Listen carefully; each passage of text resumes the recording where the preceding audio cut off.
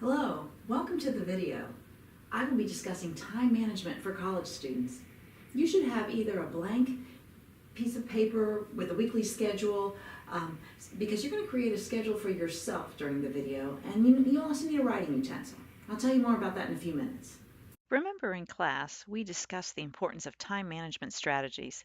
These goals and the remainder of the video are putting into action our plan. Why is time management so important to you? Whether this is your first semester in college or you are several semesters into your college career, you will likely find that most college classes differ from high school classes in a very important way. You're in class for only a limited amount of time each week, but are expected to complete on your own a lot of work and to absorb a lot of knowledge. The pace of college classes is much quicker than the pace of high school classes. This means that even if you were very successful in your high school classes, it does not guarantee that you'll be successful in college. You must find a way to organize your time so that you can keep up with and be successful in all of your classes this semester. In addition, wouldn't it be great to not only be successful in each class you're taking, but also to be more relaxed and perhaps even enjoy the semester rather than being stressed out and frustrated by feeling like you're always trying to catch up? Time management strategies can help you achieve this reality. Let's look at how. Did you know that in order to be successful in a college level class, you should study from 2 to 4 hours outside of class for every hour spent in class? Studying doesn't just mean reading and rereading a textbook. In fact, research shows that rereading is often not an effective use of your time. Studying really should consist of doing homework, practicing extra problems, creating and quizzing yourself maybe with flashcards or some online technology, working with a study group in your class to explain ideas to each other, or just work on homework or project together with other people in your class.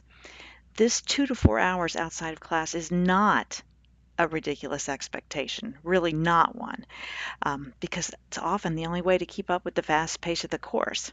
So let's say you're taking 12 credit hours this semester. That's the minimum for full time, right? And you feel that this is realistic for you to devote an additional 2 hours outside of class for every hour in class. That means when you do the math, you should be studying outside of class for an additional 24 hours each week. Add that to the 12 hours you're spending in class, and you should be going to every single class, and that gives you a total of 36 hours just on schoolwork each week. That's the number of hours you'd work in a full-time job. Now, what if you have any other obligations outside of school? Most of us have some sort of obligations. I mean, it could be a job, part-time, full-time, a family, whether you have your own children or you're helping parents, grandparents, whatever. Maybe you're in the military, whether that's ROTC at school, National Guard, reserves, full-time military, some kind of active duty. Maybe you do volunteer work or other clubs or organizations that you know are important to you and your future. So think about the number of hours you've got to devote to these obligations. Whether you have other obligations or not, you still need to account for sleeping, eating, bathing, commuting, relaxing, exercising, you name it, there's lots of things. Where are you going to fit in all these essential tasks into your day? So, knowing when all of your obligations will occur will help you to keep up with all of them. If you plan your week and your semester, you will be able to find time to get everything done. Or if you see that there's no time to get everything done, you'll have to change your obligations once you see that you're overcommitted. Now, luckily, there are techniques you can use to become more efficient. I've got several things to tell you about. One of them is prioritizing your activities. Okay, what do you have to do each day or each week? What can you do less of or give up? Perhaps your phone, social media time, those kinds of things could be reduced. You're going to need to set some realistic goals. It may not be realistic at the beginning of the semester to say, I'm going to get all A's. However, it could be realistic to say, I'm going to set a goal to attend every single class, or complete every single homework assignment, or see my instructor during office hours, or spend 2 hours outside of class studying. The goal needs to be realistic, and you've got to be able to see you're making progress towards it. All right, so next you could make some lists. I like to make lists to help me stay organized, especially when I'm feeling overwhelmed and I'm afraid I'm going to forget something important. So it helps me more easily know what I've done and still need to do. You've got to avoid procrastination, putting things off. If you create a schedule and stick with it, you will not have to have last minute or those late night cramming sessions. Research shows us that that's not effective for lasting learning anyway, so try to avoid that. And it's very high stress. Just say no. So find ways to politely tell your friends no. Or if you get some last minute invitation and you know you don't have time, find a way to say no without being rude. Rewarding yourself. So sticking to the schedule should not be all horrible when you accomplish a goal. Perhaps you've attended all classes for the last 2 weeks, or you get your paper written early, whatever it is. Find some way to reward yourself, something fun that will keep you motivated. The last one right now is using a day planner. And I recommend finding one where you can write down on it and use for the semester or a year. It breaks down each day into hours. Now, you can use your phone. Sometimes I do that. But you can't write all the notes you need for yourself that could be helpful, like for assignments and those kinds of things. We're going to do one of those in a few minutes. But right now, what I want you to do is pause the video and take a few minutes and actually write down on a piece of paper some of your priorities for the semester. So those are the things you have to do, what those obligations are. And write down a couple goals for yourself. Take your time. And try and make them realistic. Restart the video after you've written down at least 2 priorities and 2 goals. All right. Hopefully you've got your goals and your priorities written down. So the next thing is, once you have those priorities, let's at the beginning of the semester, which we are now, you should use your planner to write down the things that are the same each week. So probably that's going to be your classes. Perhaps it's sleeping time, work time, family obligations, some things you know that are probably going to be the same. We'll fill those in first, and then you're going to write in the things that are priorities but are flexible. And that could be studying. You've got to do it. Make that commitment. When you do it, could be flexible. Eating may be flexible, but you definitely have to do it. You might have to commute, whether that's to job or class. Even just walking from the dorm is a short commute, perhaps. You should plan in some exercise time for yourself, whatever that is for you. Some time to relax, just total free time to just hang out, maybe with your friends or whatever. Please note that activities like being on your phone should not be part of your priorities, but should occur during your free time. I mean, unless you're, working on your phone or social media to make money, and then that would count as a job, right? Your phone, though, is likely to be one of your biggest time wasters, both inside and outside of class. So getting its use under control are going to free up hours of your day and make your class time more effective.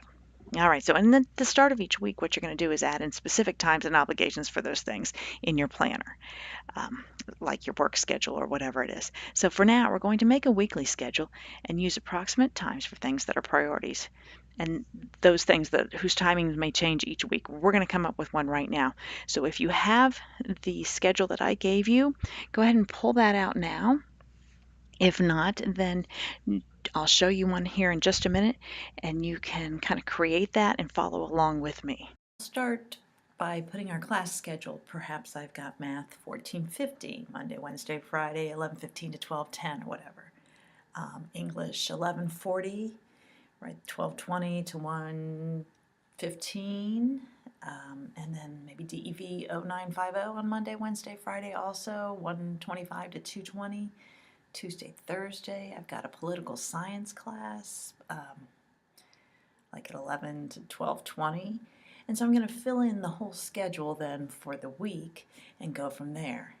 Next, I know I'm going to sleep every week, or every night, sorry. And so perhaps I'm going to plan to sleep and get up at 8 a.m. every day. Maybe Sunday I sleep in a little bit later. I'm going to bed maybe at 8 p.m. I've got to start adding in now work time. Perhaps I work Saturday night. Let's say 4:30 to 11:30, so fill that in. And I also work maybe another 3 hours on Thursday evening, 5 to 8, something like that. So those are things I know I'm doing each week. I've got to be putting study time in there also. And I'm going to find 24 hours now that I can put in for study time. Maybe take an hour break after class and spend 3 hours studying. Do that as many times as I can. And so you can see I've got a lot of things in there. I'm volunteering, I've got a religious obligation on Sunday, work, and lots of study time. 24 hours of study time are in there.